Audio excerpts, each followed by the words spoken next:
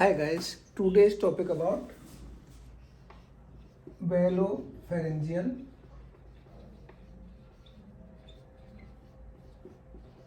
dysfunction. Velopharyngeal dysfunction. This is inability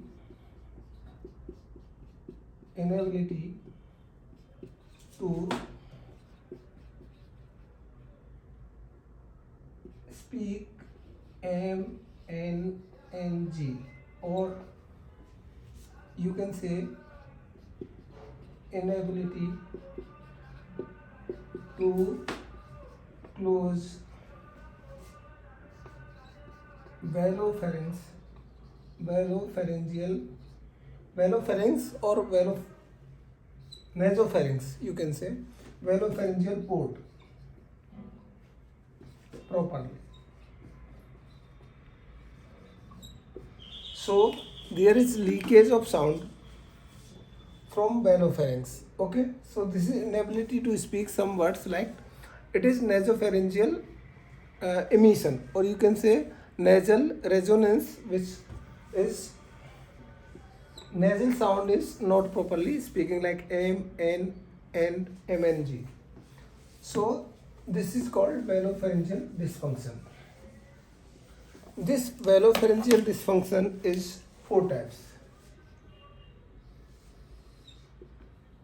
One is velopharyngeal incompetence. Second one is velopharyngeal insufficiency. Third one is velopharyngeal mislearning. And fourth one is combined velopharyngeal dysfunction. So this velopharyngeal dysfunction is 4 types: velopharyngeal incompetence, velopharyngeal insufficiency, velopharyngeal mislearning, or combined velopharyngeal dysfunction. In this velopharyngeal incompetence, it is myoneural. There is like cardiovascular accident, head trauma.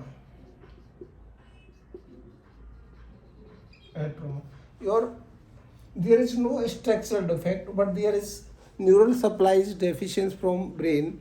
That's mean it is called incompetence. Your pharynx nerve is not functioning well. That's why it is called incompetence.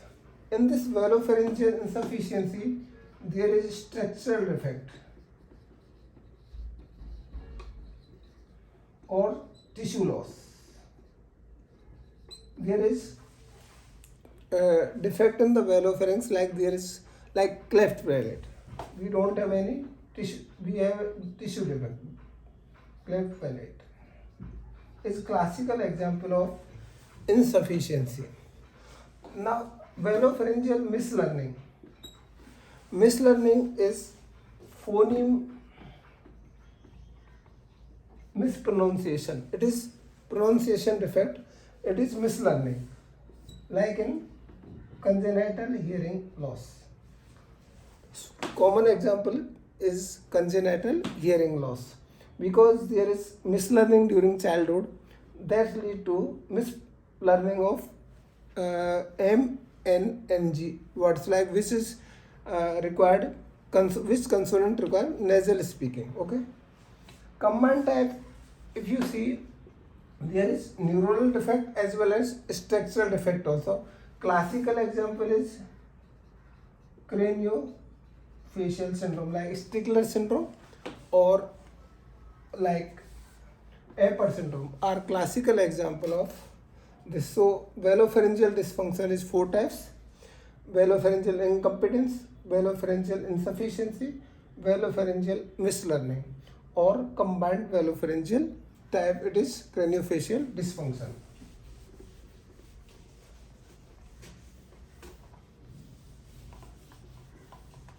If you see closure of velopharyngeal port, velopharyngeal port closure. It is four type. It may be sagittal, it may be coronal closure, it may be coronal with passivate ring closure, or it may be circular closure. So in this circular closure, it's very difficult to operate because it is all muscle are constricting. That's why we should not operate in circular type. Otherwise, it will lead to snoring or nasopharyngeal, that is OSA, obstructive sleep apnea. Now, how to diagnose? Diagnosis of history taking and oral nasal examination. Okay, then endoscopy, nasal or fiber optic oral endoscopy. Okay, oral or nasal, fiber optic, you say fiber optic nasal endoscopy. Then multi-view fluoroscopy. In this we have multiple x-rays. Thin barium swallow is going through the nose, so we can see the speaking pattern or swallowing pattern of this patient. So this is multi-view fluoroscopy is also required. And third one is soft tissue MRI.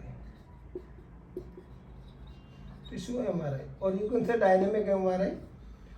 So these are investigation we should do. Sometimes we do nasometry, but it's not available here. Nasometry and nasal flowmetry. These are other investigation, that is only documentation, that is not required. And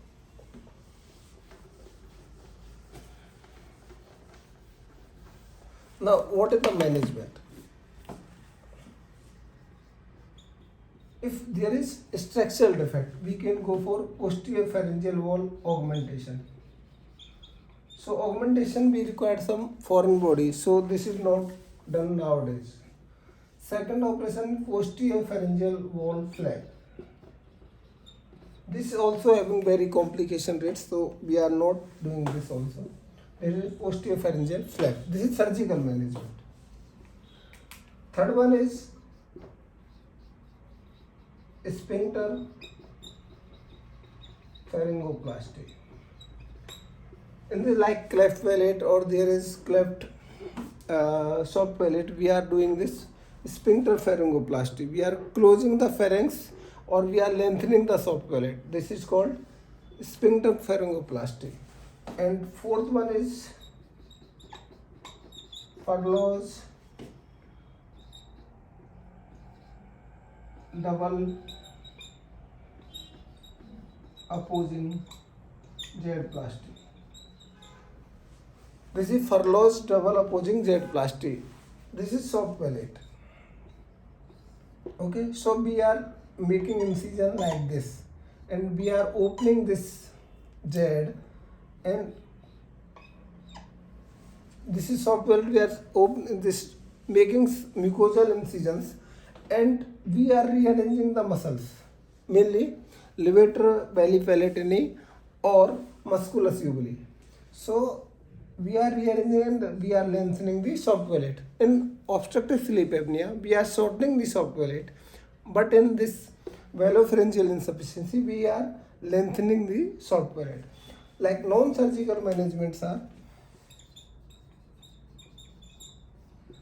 like velopharyngeal mislearning, we have to give speech therapy and behavioral therapy also. That's enough about velopharyngeal dysfunction. Thank you so much.